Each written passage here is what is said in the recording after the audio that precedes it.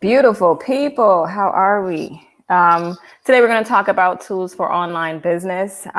Just fun fact, I'm at Margot's house, so that is why there's different things in the background, but don't get distracted. We got a lot of stuff to deal with. She also lives by a church, so you might randomly hear bells, but again, don't be alarmed. I wanted to first, before we start about the tools from the toolkit, I wanted to talk about some questions that we had yesterday and then some questions that you all sent in to me. So thank you so much for sending the questions in. And for Richard, I wanted to talk to Richard. If you're watching this recording later, you're in cybersecurity, and I know you're talking about how to make things more remote. I really encourage you to find out. I don't know what you do in cybersecurity specifically, but there's usually trade publications for every industry. So we had, hey there, ladies, hey. So for our folks who were in the nursing field and they were trying to figure out how to make their world digital, understand that there are a bunch of trade publications and magazines and everything that exist in every single industry, particularly those of you who are in professional services. So for example, if you're a lawyer, if you are an accountant, there are trade publications and there's things specifically for that industry, and you can consider writing content for or doing interviews or creating some type of content for those trade publications. What you have to remember is that magazines have kind of had to try to stop publishing on the paper format, and everything's kind of moved online. So they are dying to have content from people who are in the industry that can educate their audience. Also, if you are in a professional field, just remember there's still people who are interested in doing the same thing. So if you can give some insight, maybe some certifications that you took, how you passed the exam, tips on that, whatever it is, understand you just need to, again, create your audience. And from after you create your audience, then you can decide what you need to create based on what the audience is telling you that they need. So right now, I mean, I'm never telling you anything that I don't do myself. So right now we're online, I'm answering your questions, and I'm learning what the audience needs. This is what you need to do in whatever industry that you plan on being in. If you want to change your industry altogether, by all means, you could do that. But for those of you who are in the professional service field, sometimes you forget how much the stuff that you've learned is worth something. And there's other people who either want to follow in the same footsteps, or they need some information on the consumer side that you can provide and create content. As we spoke yesterday, content is going to be your 24-hour, 7 days a week salesperson. And the more that you have out there, the easier it is for you to build the community and then create your online business and, push all that. Hey, folks, thanks for joining me. I appreciate y'all. Okay, so let me go into some of the questions that were emailed to me. And folks, if you haven't downloaded the digital toolbox or toolkit, I think that's what I call it, be sure to download that. And a lot of the software that I'm going to talk about today is the same software that I put on the toolkit. I'm just going to talk to you about how to work it. It's one thing to know that these websites exist, but it's another thing to work it for what your goals are for being online. Okay, so Nia sent me the sweetest email, honey. And I know you're looking at the recording on this because you can't join us live. And I just want to thank you for all the sweet things you said. It got me a little choked up. But let me go over some of her questions. So she wants to launch a coaching business. She has zero online presence. And here's the thing. I get that some folks don't want to do online. But if you want to make an online business, it's kind of necessary. You can be very, that's not the word I want. You can decide the type of audience that you want. You know what I mean? Like, I know when people think online, they feel like you're going to have yourself all out there. But if I don't feel like sharing anything, I won't damn share it. You know what I mean? It's just how you feel. But I don't want you to not go after what could be a great life for you just because the social media or the online stuff freaks you out. Okay. Online, you don't need a whole bunch of clients to make a living doing exactly what you like doing, but nobody's going to know that you exist if you're not out there. Like, that's just kind of what that is. So, one of the questions that she says, this is my question. She says, I can move forward with the tools I recently subscribed to, WordPress, Kartra, to book clients in the next 30 days, such and such. If not, what would you suggest in regards to securing terms of tools and platforms to launch? I keep circling tool research wagon and I'm tired. I get it. And that's what we're going to spend some time with today. So basically what her question is, out of all of the softwares that are out there, how do you do what you need to launch? And if anyone's watching this in a recording, I know in the comments, other people who use other tools want to get into this debate. And here's the thing, I could care less what software you use. You can use whatever works for you. You want to use what personally works for you. What I use may be different in certain aspects, and the reason why I say a tool might be great, because I like to automate my life. I like to automate my tech. And so some technology does not communicate well with other technology, and it'll make it substantially difficult for you to automate your online life. So understand that's the perspective that I have, and that's the perspective I'm always going to give. Hey, Richard, I just shouted you out with the questions at the beginning. So if you missed that, check it out in the recording and let me know if you have any additional questions on that. Anywho, sorry, got distracted. What was I saying? I don't remember. All right. So, the tools. So understand the perspective that I come from when I'm advising online tools from you are tools that I know will play well with others. So when it play well with others, that is what I'm going to recommend to you.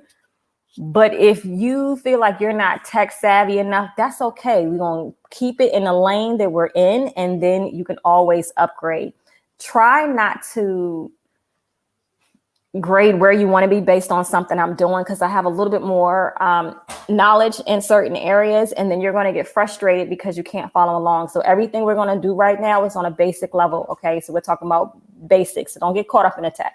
So I got that. And again, Nia, thank you so much for your kind words. And Ruth contacted me, and she said she wants to switch her career around a bit. And she says, in regards to YouTube content, is it something that you can make a living from, or is it more of a side hustle? So she was asking my percentage of YouTube income, which, to be honest, is irrelevant. Whatever my percentage of my income is, YouTube income is irrelevant to what it's going to be for you. If the question is, can you make a full-time living on YouTube? Yes, but it's not instant. You don't just pop up on YouTube day one or week one, and sometimes year one or two, and make money. So if you're trying to make full-time money on YouTube, when you're first starting out, you have to do the basic thing that I've been saying, is build the audience. Once you build the audience on YouTube, then you can transition into creating other income streams from that. So for example, many of you know I did the Moving Abroad Summit. I've done the language courses. I do a variety of other things outside of YouTube, but ultimately the audience still comes from YouTube. And like everything I'm talking about, you got to plant the seeds, folks. Like if you don't take the effort to start to implement it, it's going to be harder for you to make the money online. Rarely is anything online going to give you money instantly. And anyone who's saying that, they probably not being honest with you. So I'm just encouraging you to start based on the amount of level you want to put into it at this moment. You know what I mean? Like the more time you have, the more energy you can put in it. But if you never start, it's going to be substantially harder. So I hope that makes sense. And Richard, I am switching over to show my screen. So while I'm doing that, because for some reason I'm out of practice, I wanted to tell you reiterate what I said in regards to those in the professional services industry. I basically was saying that there's always trade journals and publications that are going to be in your industry. And this is a way to establish a name for yourself. So if you're in a situation where you can't put a lot of time into it, start to research the publications of your industry, the conferences, all of that stuff. Because when you create a name and brand your individual self, you make yourself much more valuable than if you work for a company. So even if you wanted to change corporations and work with another corporation, the fact that you branded your individual self, that means that you can go to a corporation and you can be more, you can discriminate more as to who you'll work with based on them understanding that they want you. When you create your brand, people come to you. You don't have to go to people. And then you can set the parameters of how they'll work with you. So you can say, all right, look, I'll work here, but only if it's remote. Now, if they've been searching you out, they'll be fine with that, you know. But if you don't make a brand for yourself personally, it's going to be harder to do that. So even when you think about the law profession, I think before, a lot of people just wanted to work for the firm. They wanted to work for the larger firms and what New York, DC, whatever those, fast-paced moving firms were. But now things have shifted into an economy where you have to brand yourself individually in whatever industry you're in as a professional so that you can stand out from your peers and your competitors. So if you change law firms, but you bring your clients with you, then they'll hire you. You know, you're more likely to get hired because you have high-end clients or clients that are in that demographic coming along with you to go to a law firm. So now it's less important as to what law firm you're working with. And now the law firm wants you because you're bringing something to the table. So I say all this to say is, if you're in the professional space, you can stay in the space that you want. Just look into the things that are going to make you more valuable as an individual so that now you can negotiate the life you want. You know, when people can find a whole bunch of you, it's harder to negotiate what people need to do in order to work with you. Even as it relates to your prices, if you have a higher end clientele, but you've made it very clear that it's a different experience working with you, then you'll get your prices. So, all right, hope that's helpful. And I think I answered that. So let me show a screen or share a screen. And I forgot, here it is. I forgot how to do that. I am out of practice. Share screen, share screen. Okay.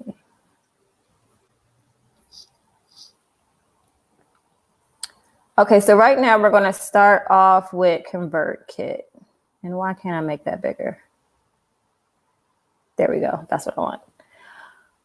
Okay, so ConvertKit, like I told you before, the most important thing that you're going to need, and guys, go ahead and put your questions in as I'm talking. If you could you put the letter Q beside your question so I know that it's a question versus communicating with other people in the chat? I would appreciate that. So ConvertKit, we talked about the importance of email marketing software yesterday.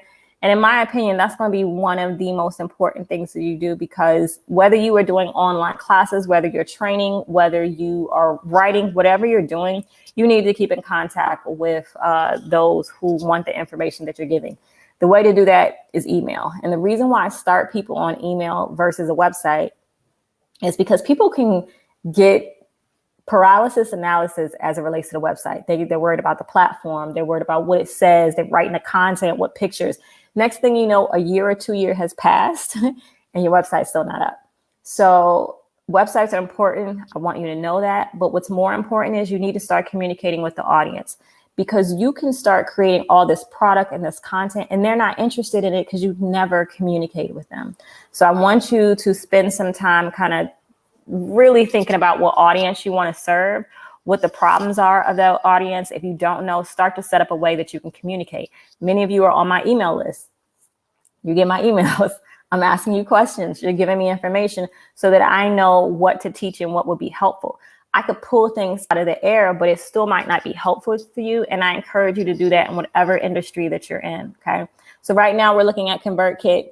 ConvertKit is an email marketing software. There's this and MailChimp. Let's look at MailChimp's prices real quick. MailChimp was like and both of these do pretty much the same thing. Let's look at pricing on MailChimp real quick. Okay, so I think you can start, yeah, they do have a free option.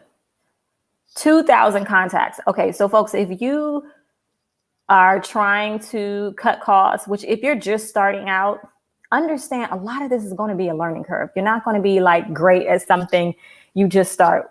We talked about that, but that doesn't mean that you don't start. You have to start, in my opinion, sooner than later. Okay. So MailChimp, the first 2,000 contacts are going to be free. So start to build your list of people, even if it's something that you want to do that's completely different for whatever you're doing right now. Let's say you just, wanted to have a whole marketing or blog or whatever on bikes. I pulled the most random examples out, but now you just talk about bikes, whether you're blogging, whether you're creating content for publications, whether you're creating courses, whatever you do, you're going to have to be able to communicate with people. And the great thing about that, as the economy is getting ready to change, you need an avenue that you can reach your customers directly versus having to pay for ads. So start to build your community of people, but also communicate with them. That's going to be super important. All right, now here's the Shopify. Now there's a variety of different online merchant stores that you can use. Before someone tells me, well, why didn't you recommend whatever? Again, I'm going to tell you software that plays nice with others. In Shopify, the reason why I like Shopify versus some of the other programs, and I have an e-commerce store and I use Shopify, they have a lot of apps that make things easy as it relates to shipping, customer service. It's just a much easier, streamlined process. There's a lot of tech companies that create apps specifically for Shopify. It's not that that's not the case with other ones, but they do it better in Shopify. So if you have something that you're selling that's a physical product, Shopify is great. There's also I think it's called Printful. If you want to start creating t-shirts or mugs or things where things need to be printed, it does a seamless transition with Shopify.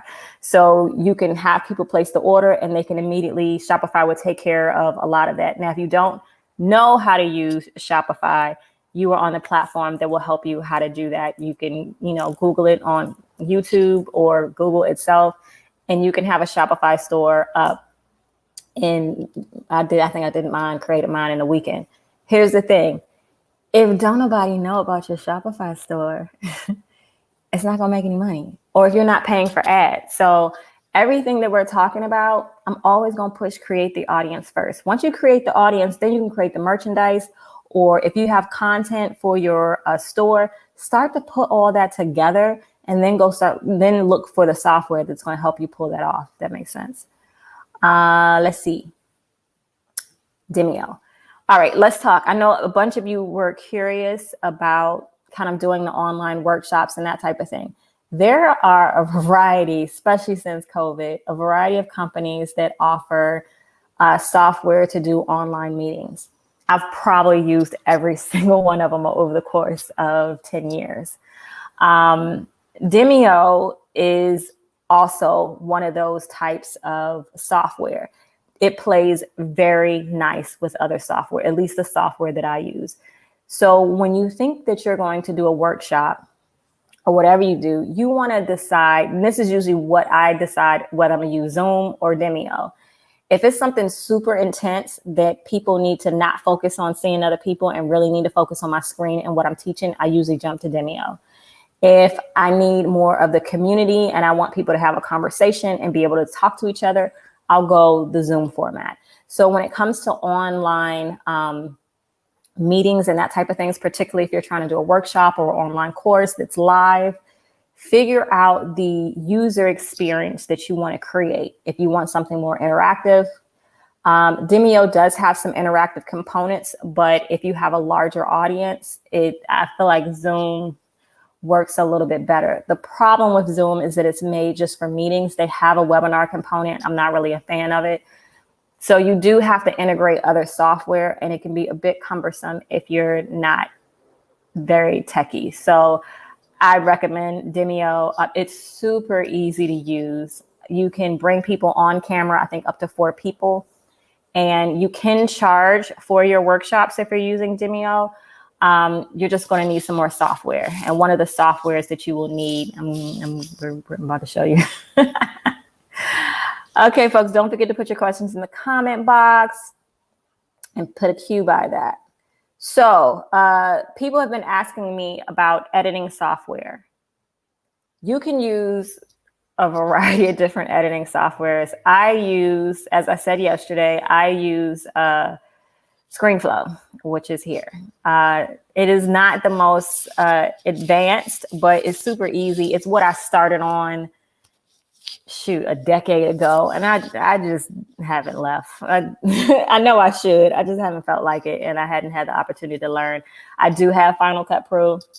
I'm not using Final Cut Pro at the moment, so everything that relates to video that you see me doing is always in ScreenFlow at the moment. Unless I'm on my iPad, there is a software called LumaFusion on your iPad. If you want to do video from your iPad, it's super easy. I would definitely recommend it. I think it may be, I actually don't know the price of it. Whatever the price is on the App Store, it's so nominal that it's worth it. So that's even less tech. So that's LumaFusion. I didn't put that on the list, but I'll try to put it in the comments. If you have a PC, which I don't have, you can also use Camtasia. And Camtasia is all of these are screen recording software, but there's also an editing component. It's not super fancy, but if you're just starting out or if you've been doing it for a while and just lazy, like myself, then you'll be able to work with that as well. So the next one is forms. So you can use a variety of things. Like Google has forms that you can use, obviously, that are going to be free. So if money is a thing, then go ahead and use whatever works for you. The reason why I like Jotforms, like everything else that I was saying, it plays well with others. And I can sync Jotform and Demio together so that people will pay and fill out a form on Jotforms, and it'll automatically create a transition in Demio where they can now be into whatever webinar or workshop that I'm teaching. So that's why I'm always going to push you in a direction. Free is good, but it usually doesn't play well with other software. So just understand that if you want to create like a virtual experience and you want to do it in a workshop, Jotform and marrying that with Demio is like the perfect marriage. Sellify. Now, for those of you who are still in your day job, I want you to really look at Sellify, and I want you to really understand that you have a lot of information in your head, and there is an audience that wants to know it. Okay. So you can use a software like Sellify to sell physical products, which I have not done. But the reason why I like Sellify is because it does a very good job in regards to selling like e-goods. Like if you want to do an ebook or e-workbook, if you want to sell a course, if you want to sell like anything like that, they come here on Sellify, purchase it, and it just delivers it immediately. And you don't have to create this drawn out website. You know, you can literally, they'll give you a link, basically create the store for you online, and you could just start. So I want you to consider, is there content that I have in my head that I could share with others for a price? And I'm sure there is. And my folks in the professional service industry, sometimes you guys struggle with making that connection. If you, let's say you're in medical school, there's an audience out there that want to know what's the best way to study. How do you pick a school? How do you pass the exams? Like there's an audience for everything. If you are in the government contracting, there are people who want to learn how to be a government contractor and how that process works. What are the various certifications? People, you guys got like skills and resources and things. You just need to now put that information out into the cybersphere so that you can start to create that digital life that you're looking for. Thank you guys. If you have any questions, go ahead and put them in and I'll be answering your questions. And if you want me to spend some time talking about how you can switch things around personally, just let me know what your profession is and be a little bit more specific instead of just giving me the industry, because it's going to be a little harder for me to do it that way. Again, if you have not signed up for the digital toolkit, go ahead and download that. It'll also put you on my list so I can communicate with you directly. And let's see. Oh, I'm glad you enjoyed yesterday's session. Thank you. Good morning. Good morning. Okay, let's see what we got. And I'm going to continue to try to go live, guys. Maybe not for a full hour, but at least until I have questions to see if we can help. Okay, not sure we went over this, but how do you start an email list and what email software do you recommend? Stephanie, sign up for the digital toolkit because I have the software that I use there.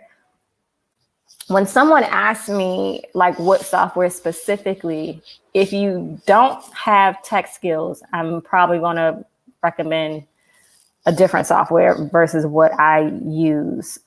So we just went over that, so you can catch it on the recording. But if you don't have a lot of tech skills, check ConvertKit or MailChimp. For those of you who did download the toolkit, you know that's not the one I put up there, and I don't put that one out there because it's a little bit harder tech-wise, but it's worth it. Q, which website platform Wix is good for SEO purposes? How do you get your SEO scores up so people can see your content? I don't recommend Wix or, all right, let's understand again what my perspective is. My background is digital marketing, right? So I'm always going to recommend something that you own. Wix, Squarespace, and some of the other websites like that, they can help you easily create a website, but you don't own the back end of your website. And what does that mean? It basically means you're not easily accessible to the back end of your website that allows you to put code to be able to thoroughly market. That's the easiest way I can say that. So coming as a digital marketer, I'm not going to say using Wix and Squarespace would be a good idea based on what I want. Okay. If you don't have, let's say, WordPress knowledge, because again, yesterday, I'm telling you hands down, I'm always going to say WordPress is the best website platform to use. Not everybody knows how to use WordPress or even like dealing with it. So all of this stuff, the answers I give you guys is always going to be relative, and it's going to be relative to what your experience is. So how do you get your SEO scores up? You need good content, but you have to give content that's relative to your audience. So I can't give you a blanket statement. So let's say if you are a tennis coach, you have to create content that matters so that Google or YouTube or whoever will bring more people to your content or to your website because your engagement is high. So why does that make sense? Everything that is online is measured. Okay. If someone's on my video, it's measured. How long they're on my video is measured. How long they're on my website is measured. This is measured from Google, from Facebook. They measure those type of things. So you gotta remember that everywhere where you're putting your content, their goal is to make money. Okay. They're giving you access to all their tools. Right now, I'm broadcasting live on YouTube because YouTube wants me to bring people here, ultimately me and all the other millions and billions of people that are on here, so they can continue to bring people to the platform so they can make money. So if you create good content that helps people, the algorithm would do the rest of the work. So what you need to focus on instead is making good content for the audience that needs it. If you do that, then everything else will happen in regards to your SEO. Now, there's some things you can do in regards to titling. You want to make sure that you know what the keywords are associated with your audience. So if you, again, back to a tennis coach, I don't know what people who care about tennis, what's important to them, but knowing those key long-term keywords are important. So maybe it's how to do a backhand. I don't know how to play tennis. Whatever it is for tennis, that's what you're going to make sure that you make content relevant to. So when people are searching that you show up. But if you're just making content for the sake of making content, nobody's going to find you. And it has a little less to do with the website platform and more about what you're putting on the platform, if that makes sense. Okay. Oh, we don't have that many questions, so I can hop off. All right. So do you like this better than iMovie? I hate iMovie. So yeah, I do. But again, if iMovie is what you like, stay in the iMovie lane. I'm not trying to push anybody to any particular software. All the software that I recommend is because I probably have like about 9 different softwares to run my business. And some of them work well with others. So the reason why I was saying ScreenFlow, because I feel like it's just super easy. Like you don't have to know a bunch of things in order to just get a video out there. But if iMovie is what you have, and iMovie is what you know, stay in the iMovie lane. I want you to just put content out so that you can start to build the audience. Okay, follow up. How is what WordPress better though? Ken, I need you to understand SEO has less to do with the platform and more to do with the content. If you have no content on whatever platform you create that is irrelevant to your audience, SEO doesn't matter. So I need you to get that. Put it on whatever platform you want. But what I'm saying, the reason why I like WordPress is, again, because you have access to the back end of your website. You can put code on your website that allows you to retarget your audience better, and you just can't do that in Wix or Squarespace. That's what I got for you on that. How do you achieve synergy between different content platforms? Email, where are they linked? That's a good question. So you want them all to be on your website. Your email is going to be embedded into your website. The reason, let's take it back. If you're just starting out and you don't have a website yet, but you're creating content for your audience, what you may just have is an email marketing software, and that's fine. The synergy is always going to be on your website, but your communication is going to be through your email and through your social channels. The way you see me doing it here, I'm in people's email, I'm on Instagram, I'm on YouTube. That's what the synergy is. It's just like if you were any other brand, they're going to have their commercials on a bunch of different places. They're not just having their commercials on one TV station. They're everywhere. So that is what it is. You're going to put yourself out there. Consider your social channels and everything like that as a distribution.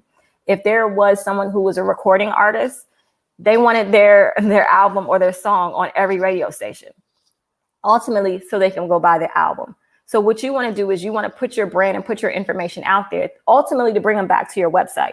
On the website is where you can advertise your workshops, you can sell your product. All of that is still relating to your domain. So if I wanted to have a merchant account based on whatever random thing, I would on t-shirts, I would have, drivenspice.com/ merchant or whatever, that, and sell product that way.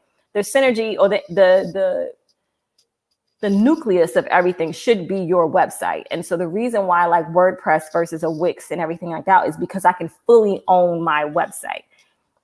With a Wix and a Squarespace, I don't fully own it. And so if I'm going to do something, I'm going to make sure that I own all of it and I can manipulate it the way I want to based on my needs.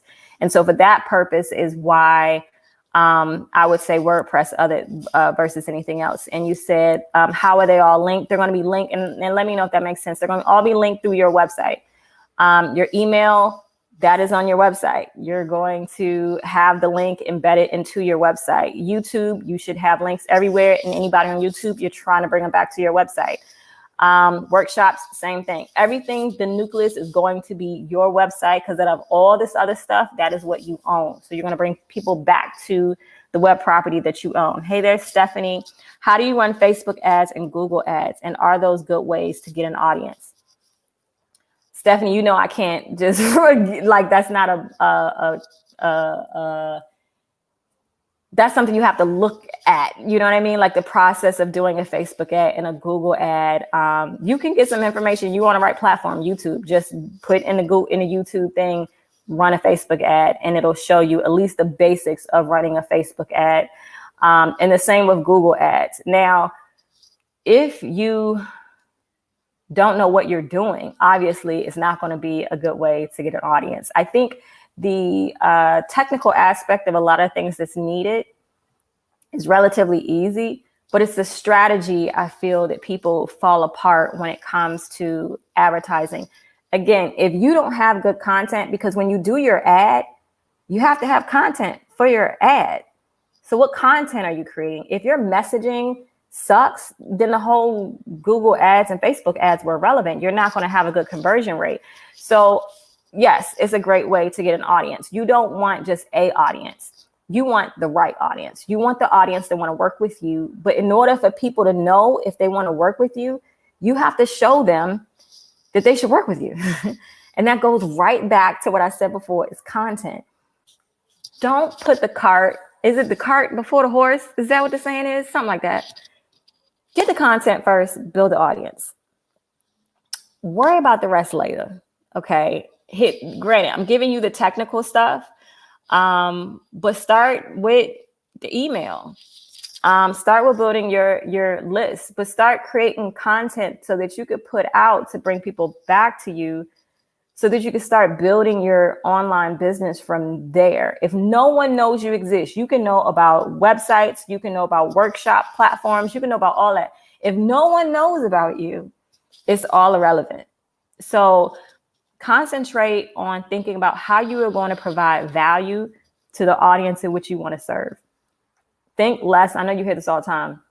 Think less about the money and think about how you're going to be valuable to other people.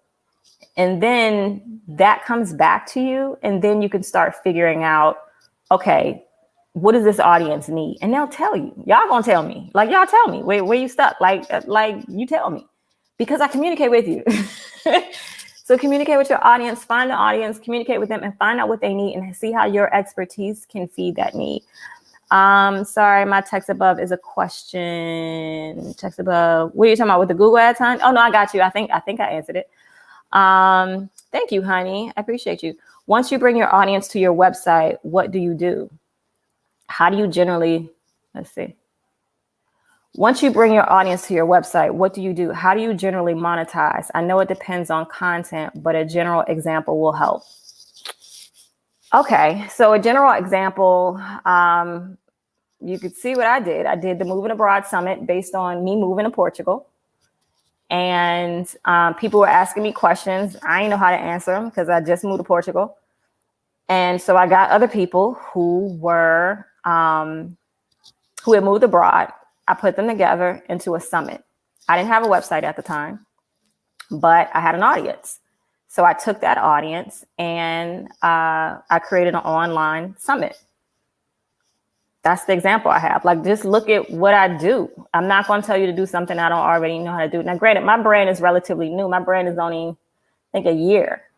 So you have to find the people first, and then you find out what they need. I didn't come on here saying, oh, I know what I'm going to do. I know I'm going to do this summit. I had no idea I was going to do a summit.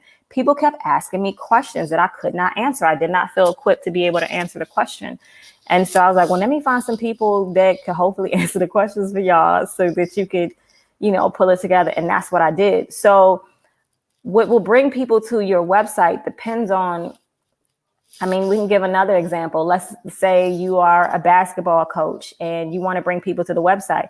Start creating content that if somebody wants to get, recruited from a D1 team, I don't know nothing about sports. I don't even know why I made that come out of my mouth. Somebody, let's say, wants to get recruited for, let's say, a certain college. What are the things that they're supposed to be working on? Like, how do you prepare your child for that? Parents will line up to buy that. So what will bring the audience to your website has a lot to do with who your audience is. You got to figure out what the problem is of your audience and then create content that solves that problem. It doesn't matter what your industry is, but create the information based on the industry of what they want. That's what brings people to you. If you think, I'm hoping that's making sense. Like, if you are not valuable, then why are people giving you money? So you have to show people that you're valuable and you know what you're doing and you know how to put them in a better future state. If you can't do that, you're worried about the wrong thing. You may have to get educated on or get some certifications or do some other stuff to make sure that you can do the ultimate thing that your client would want if you can't do it in the current state. But ultimately, what's going to drive people back to you in the content is you having good content based on that audience. We're going to have different audiences, but for the example is what I just gave. I'm looking forward to, I have to leave. I have questions, but I think they are super specific to my market. Okay. Just if you are on the list, if you download the, Digital Nomad Toolkit, just reply back to the email and tell me what your question is, and I'll talk about it tomorrow. I think I'll come on tomorrow around the same time. Wait, tomorrow's Friday? No, I might come on earlier. So, in Europe that I'm later. I think it's 3:40 here. And it's Friday, so I probably ain't gonna come on here at 3. Thank you, Sandra. I'm so glad you came to the summit. You should do another one. Girl, that last one wore me out. I don't know. If we don't have any more questions, I'm going to hop off. I'll come back tomorrow. I don't know what time yet because, okay. Stephanie had a question. Okay, question. I've had a successful brick and mortar class since 2008. I'm trying to put it online. I'm not sure how to get the email audience. That's what I asked about Facebook ads. This is a really good question, Stephanie. Can you tell me what your industry is in the chat box real quick?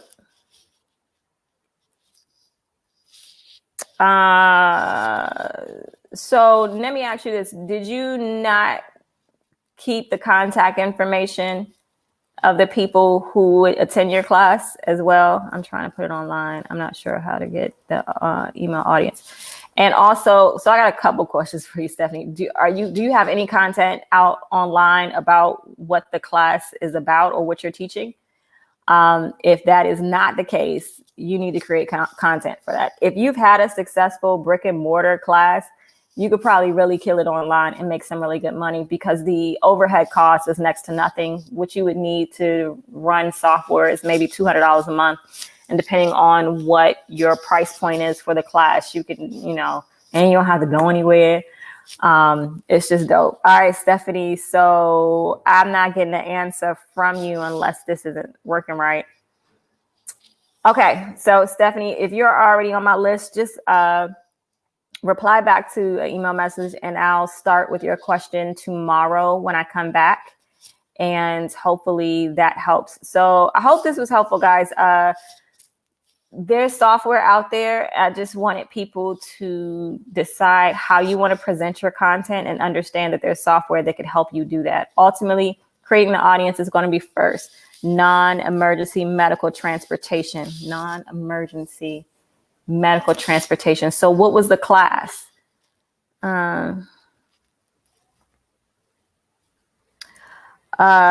Unrelated, when you entered Portugal, did you just show the acceptance email from Seth or did you need to show the appointment date for biometrics? What are you talking about? Ken, I don't understand. You show your passport. My passport has a visa in it. I'm in the system as a resident, if that's what you're asking.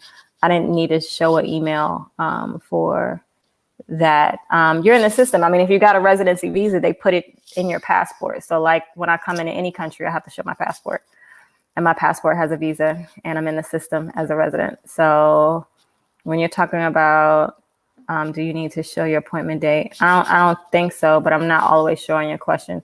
So I'm gonna hop off here, guys. I'll see you tomorrow. I don't know what time because I will probably be earlier. So I'm not sure if the East Coast will be awake at that time, but I'll go live tomorrow and I'll shoot you guys some emails. If you have questions, just reply back to the email. I'll try to take care of that. Be sure to download the Digital Nomad Toolkit and that will put you on my list in addition to how do you get certified by the state? Oh my God, Stephanie, that's dope. Yes, you could totally do that online. Yes. And you'll be easy with SEO because it's probably not a lot of competition in regards to that. So Stephanie, I would tell you to come on tomorrow, but I don't know what time I'm gonna come on tomorrow. Stephanie, are you on the list? If you are on my list, can you just reply back? What time is it? You're in New York, so East Coast time is 10 a.m. It's probably about to be 11 a.m. Let's talk, Stephanie. I want to start with you because there's a lot you can do. And guys, again, if you have any questions that you need me to talk about through the rest of however long I'm going to do this, just let me know. Thank you, honey. Thank you, Sandra. I appreciate you. Till next time, which will be tomorrow, but I'll let you know what time later. Bye, guys.